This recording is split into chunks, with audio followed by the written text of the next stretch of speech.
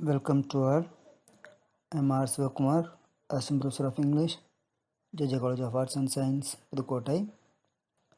It's a poetry paper for first time English literature students, first semester. It's a continuation of Donne's poetry.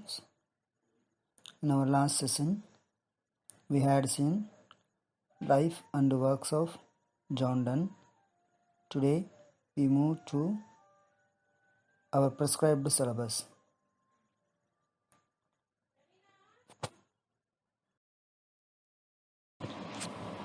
The Good Marrow. The Good Marrow is a typical metaphysical love lyric by John Donne. It is a short poem of 3 stanzas of 7 lines each. Let us go through the poem stanza by stanza. First stanza of the poem.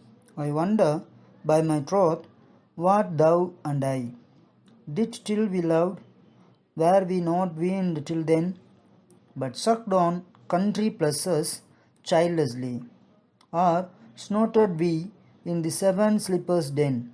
It was so, but thus all pleasures fancies be. If ever any beauty I did see, which I desired and got, it was but a dream of thee. The summary of first stanza. The speaker addresses his sweetheart in colloquial terms. He wonders what they did before falling in love. Were they after silly childish pleasure?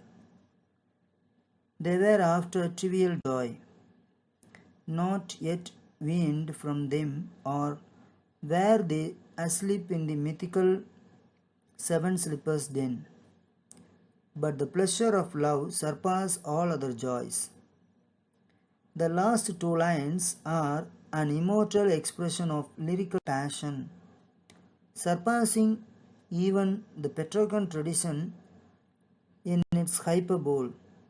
A dream of her is the most coveted beauty and enjoyment the lover seeks.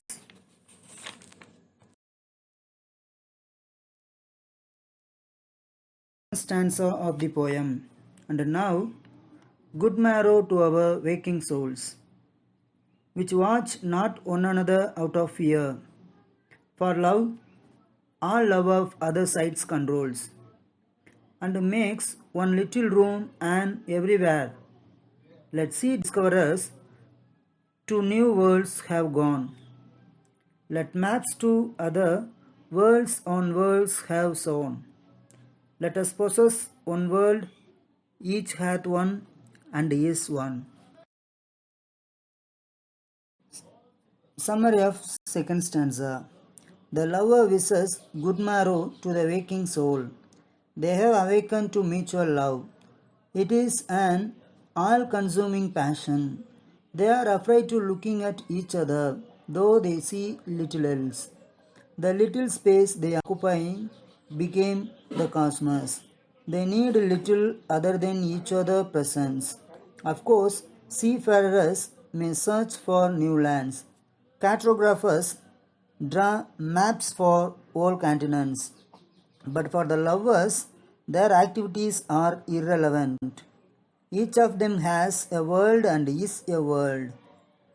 Such is the exclusive nature of love. One values the other as highly as one would an entire world. Third stanza of the poem.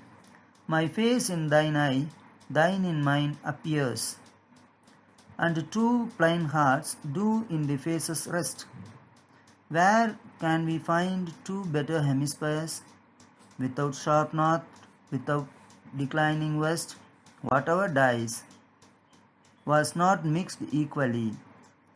If our 2 loves be one, or thou and I, love so alike, that none do slacken, none can die.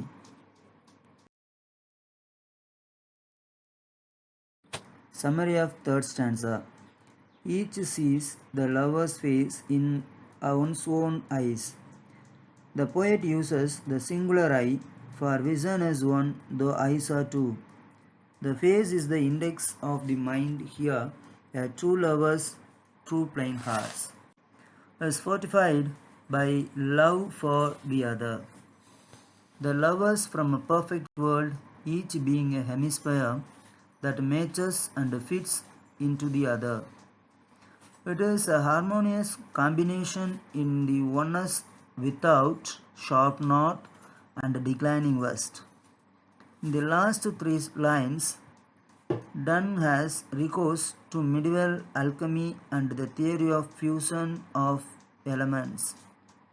He says, whatever dies was not mixed equally, but their love, made up as it is of mutual passion, is in right proportion and so immortal.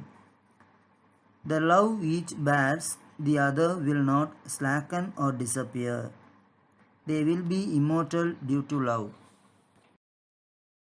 Metaphysical qualities: dramaticity and colloquiality, logical progression, sleep, dream, waking up, good marrow, immortality of love and lovers, allusions, seven slippers den, voyages of discovery, medieval chemistry.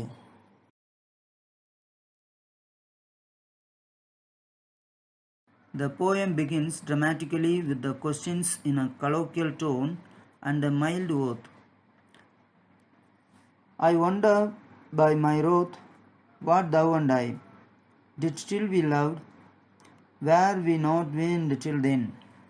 This is followed by a few questions and an answer and a comment on their present state.